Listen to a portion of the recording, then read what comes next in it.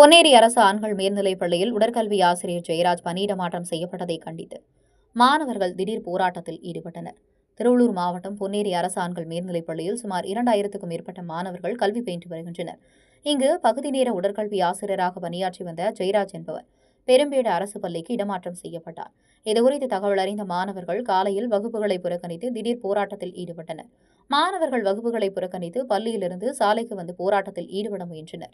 இதுகுறித்து தகவல் அறிந்து சம்பவ இடத்துக்கு வந்த காவல்துறையினர் மற்றும் பள்ளி ஆசிரியர்கள் மாணவர்களை சமரசம் செய்து பள்ளிக்குள் அனுப்பி வைத்தனர்.